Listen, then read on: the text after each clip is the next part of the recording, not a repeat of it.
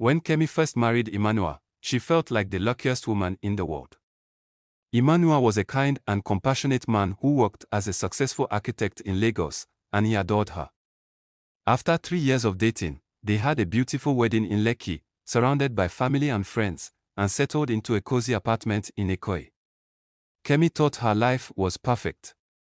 But soon, a shadow began to cloud her happiness. That shadow was her sister-in-law, Titi. Titi was Emmanuel's only sibling and his older sister. Growing up, she had taken care of him like a mother, especially after their parents passed away in a car accident when Emmanuel was just 14. Titi was fiercely protective of Emmanuel. Almost obsessively so. She hadn't married, choosing to focus on her career in the banking industry and her duty to Emmanuel. Now, in her late 30s, Titi saw herself as the only one who truly knew what was best for her brother. At first, Kemi tried to make things work with Titi. She wanted to build a good relationship with her sister-in-law, knowing how important she was to Emmanuel. She invited Titi to dinner, visited her in her apartment on the mainland, and even spent weekends with her when Emmanuel had to travel for work. But no matter what she did, Titi always seemed distant, cold even. Kemi brushed it off, thinking Titi just needed time to warm up to her, but as the months passed, Titi's behavior became more pointed.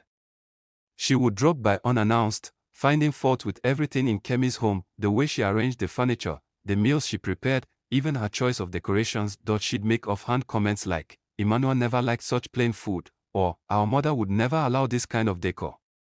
Kemi tried to brush it off, telling herself it was Titi's way of dealing with change. But it wasn't easy. The situation came to a head one weekend when Kemi and Emmanuel decided to host a small gathering of friends to celebrate their 6-month anniversary. Kemi spent the entire day preparing, making jollof rice, fried plantain, and chicken suya, determined to make the evening perfect. But just an hour before the guests were due to arrive, Titi showed up uninvited. "Emmanuel didn't mention you were coming," Kemi said, trying to hide her surprise. Titi smiled, though it didn't reach her eyes. "I don't need an invitation to my brother's home," she replied, pushing past Kemi and heading straight to the kitchen. She looked at the food with disdain, clicking her tongue. "This is what you're serving? You should let me help. I can make it taste like real home cooking." Kemi swallowed her frustration. "I spent all day on this, Titi. I want Emmanuel and our friends to enjoy it."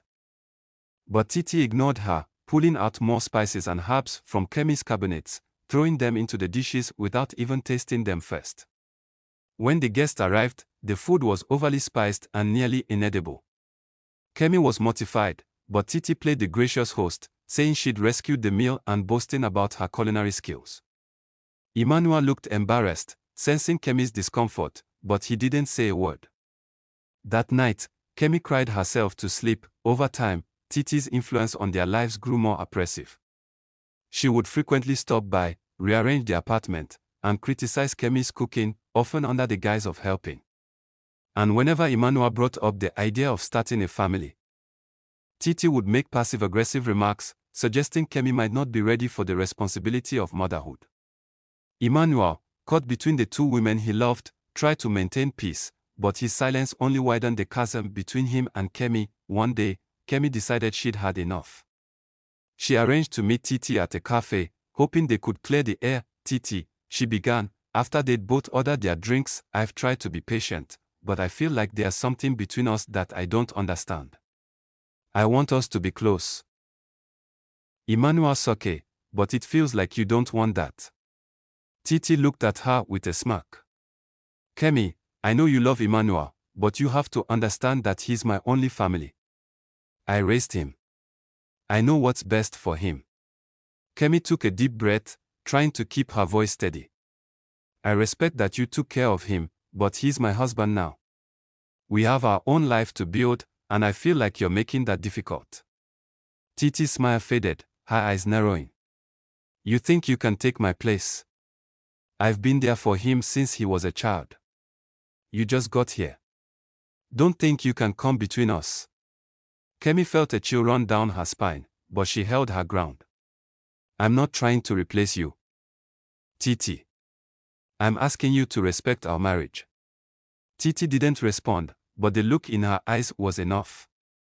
From that day forward, things only grew worse. Titi spread rumors among family members, subtly hinting that Kemi wasn't taking care of Emmanuel or that she wasn't family-oriented enough. At every family gathering, Kemi felt the weight of judgmental stares and whispers. She began to withdraw, feeling isolated and helpless. One evening, after yet another argument sparked by Titi's interference, Emmanuel found Kemi crying alone in their bedroom. He sat beside her, wrapping his arms around her. "Kemi, I don't know what to do. Titi has always been there for me, and I don't want to hurt her. But I love you, and I hate seeing you this way." Kemi wiped her tears, looking up at him. "Emmanuel, I need you to stand by me. I can't fight this battle alone. I'm your wife, and we're supposed to be a team." Emmanuel's face softened, and he nodded, a newfound resolve in his eyes. "You're right, Kemi. I'll talk to her. I promise." The next day, Emmanuel visited Titi, sitting her down for a heart-to-heart conversation. He explained that he loved her, but he needed her to respect his marriage and give him and Kemi the space to build their life together. Titi, taken aback, tried to argue. But Emmanuel was firm. "Titi, I love you, but Kemi is my wife. I need you to support us, not come between us." The confrontation was painful, but Emmanuel's words had an impact. Though Titi didn't apologize directly to Kemi, she began to keep her distance, visiting less often and refraining from meddling. Kemi noticed the change and, for the first time in months, felt a glimmer of peace. Though the road to healing was long, Kemi and Emmanuel's relationship grew stronger, built on trust and mutual support. The shadow of Titi's interference lingered, but with Emmanuel's unwavering loyalty, Kemi knew they could weather any storm together. And while Titi would always be part of their lives, Kemi was no longer afraid, for she had finally stepped out of the shadows and into the light of her marriage.